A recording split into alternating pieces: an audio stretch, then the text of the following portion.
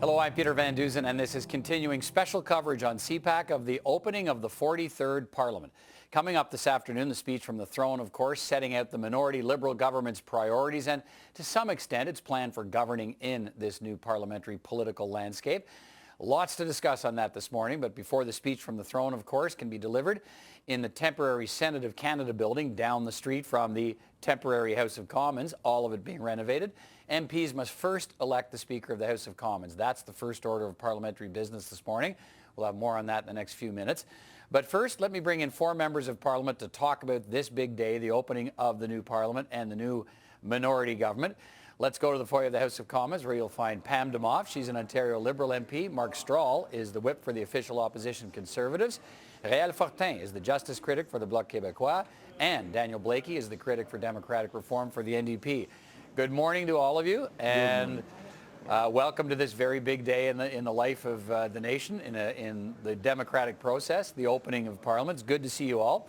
Pam Demoff, let me start with you. We expect to hear a speech from the throne that touches on tax cuts, pharmacare, climate change, gun control as some of the key issues. What will the tone of the speech be in a new minority parliament where the government will be constantly looking for opposition partners to implement its agenda? Well, I think Canadians expect us to work together, and Canadians are looking for collaboration. You've already seen that with the Prime Minister meeting with premiers, meeting with the leaders of the other parties. So I think that's going to be an overriding tone of the throne speech, and you've hit on the highlights. I mean, affordability, climate change, safe, healthy communities, reconciliation is another one. But you're seeing a lot of goodwill, I think, right now between the parties, and we're hoping to see that continue. Mr. Strahl, how long do you think the goodwill lasts? Well, we'll see. It's always easier to say those words than to deliver on them. So we'll see if the Prime Minister has taken any lessons from the election, where obviously lost support in key regions of the country, lost 1 million votes from 2015, and was sent a message, I think, that it is time to bring the country together. That's what we'll be focusing on. It was a very divisive campaign.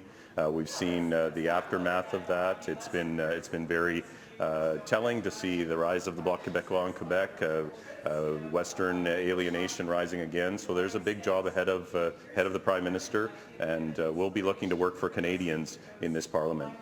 Monsieur Fortin, what are your expectations for the speech from the throne? And your leaders already said the Bloc has no intention of defeating the government on the speech from the throne. So what do you want to hear from the speech from the throne today? We believe that the electors give a strong signal to Mr. Trudeau, and we hope and we are pretty confident that Mr. Trudeau understands and will deliver something for Quebec. Well, we especially want something for our elderly, for the farmers, for the environmental question. This is a very, very strong issue in Quebec. We hope that the government will acknowledge what the electors have decided for the next Parliament. So it should be okay. Okay, Mr. Blaikie, what are your expectations for the speech from the throne, and what's the sort of bottom line for the New Democrats? Sure. I mean, I think the first thing is just one of tone. So we saw in the last Parliament a lot of behavior by the government and its House team that caused a lot of dysfunction in the House of Commons. And there was an arrogance to the behavior that I think has to go away if we're going to have successful cooperation in this Parliament. So tone is important, but even more important than that is substance and what we can get out of this Parliament for people across Canada who are struggling with the cost of prescription drugs, who are concerned about climate change, want to see real action, who want to make progress on reconciliation, and are tired of seeing the government waste a lot of money fighting Indigenous kids in court.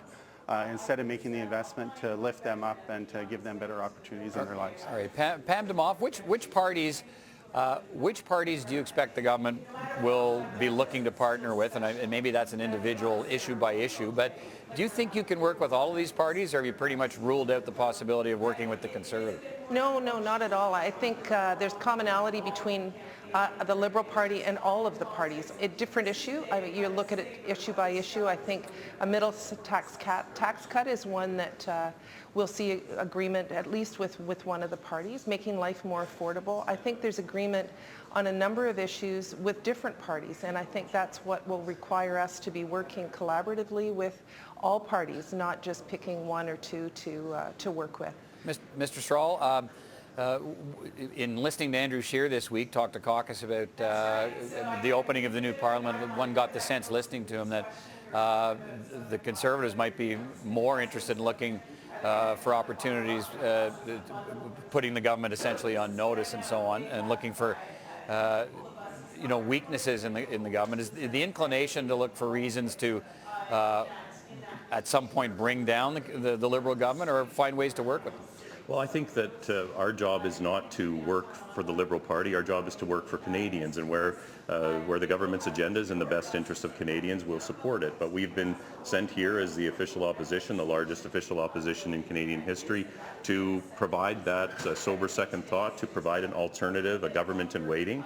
And we make no apologies for that. So we'll look to the government to do things to address, for instance, the record number of bankruptcies, personal bankruptcies that we heard about this fall, people struggling to make ends meet as the holidays are right around the corner. So we'll be focused on affordability, helping Canadians get by, and if the government has that as part of their package, we'll look at it on a case-by-case basis. But should we expect occasions when we will see Conservatives voting with Liberals on a Liberal idea, Liberal policy, even though they might also get support from the other parties, but will Conservatives be inclined to say, look, we like what's on offer here, we'll support it, or oppose it simply because you're the opposition, which is often the job of the opposition? No, I think our leader, Andrew Scheer, has been very clear in his meeting with the Prime Minister. He laid out his ideas for things that we could work together on. We've obviously want to get our energy and forestry workers back to work. If the government has a plan, if they would like to repeal Bill C-69 or C-48, we'd be on board with that. If they want to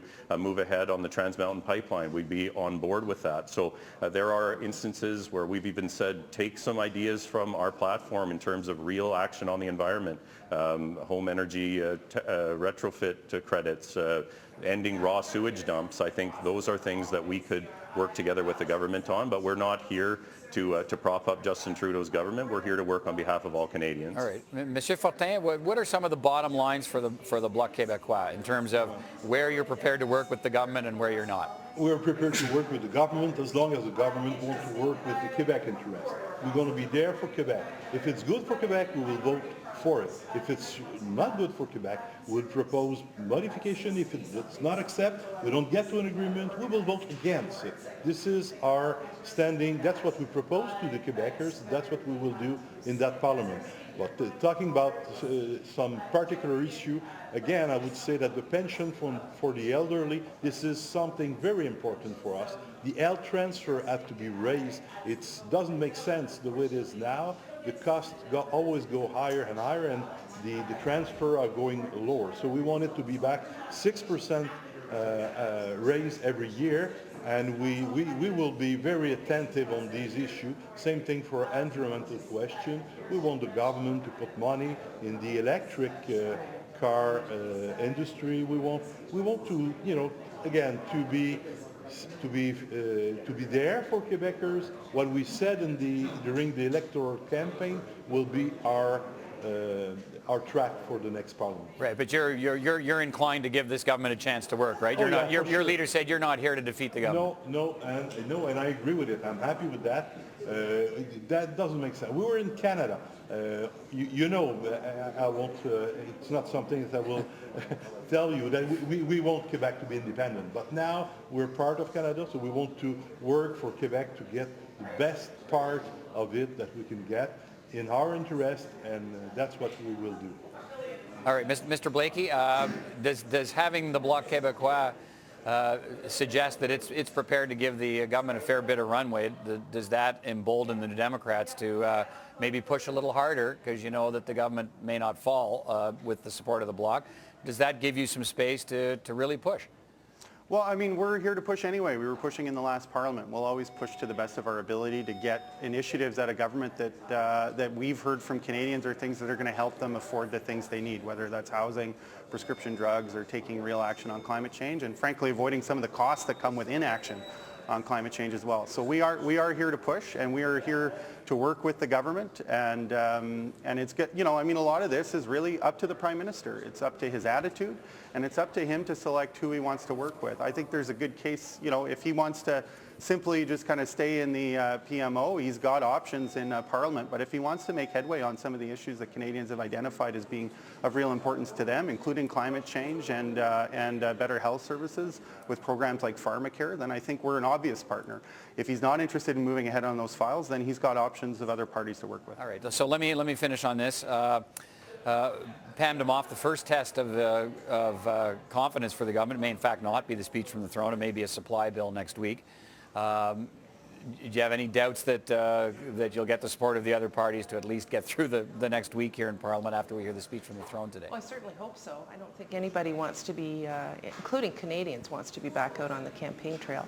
But, you know, we have some control over that. We work with the other parties, but at the end of the day, they're the ones that decide whether or not they're going to vote for the estimates, for the speech for the throne, for any legislation. Okay, Mr. Strahl, let me ask you, your party perhaps faces another particular challenge, notwithstanding its role in the House of Commons, and that is the challenges to Andrew Scheer's leadership coming from within the party. How does that influence or affect your ability to be an effective opposition if there are concerns about the effectiveness of your leader? It does not. We are here as a strong, united caucus, and we are focused on the job at hand.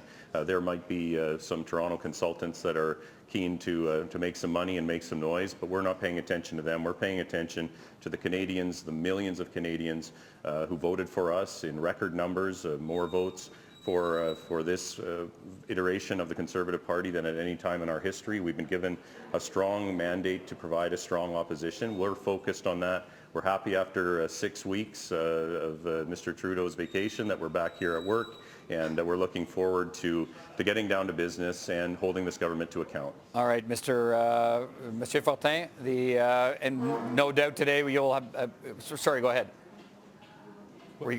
No doubt today that your party will be supporting the speech from the throne. Well, okay. That's what we expect. You know, we will vote on that later on today, but yeah, from what we see at this point, we believe that Mr. Trudeau will put in this throne speech what Quebec needs for, at least in the outline for the next Parliament.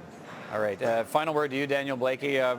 What should we expect from the NDP today when we hear the speech from the throne and reaction to it? I guess you got to wait to see what's in it, but well, I was going to say, we heard a lot. What you can expect principally from us is to listen and to see what's in it, and then to make a judgment. And I think that's going to be really important in this Parliament. I know people in the media always want politicians to say what's going to happen in advance of it happening, but the fact of the matter is we're here to evaluate whether what the government is putting forward is going to make sense for Canadians. We're here to negotiate with them, and we can't do that if we're deciding in advance of what the government proposes, whether we're going to support it or not. So the main thing you're going to see from us is listening and evaluating whether or not we think these proposals pass muster, and then happily letting the media know what we intend to do about it. All right, and we'll certainly be there to hear it all this afternoon from the foyer of the House of Commons when we hear the speech from the throne delivered in the Senate on behalf of the Government of Canada.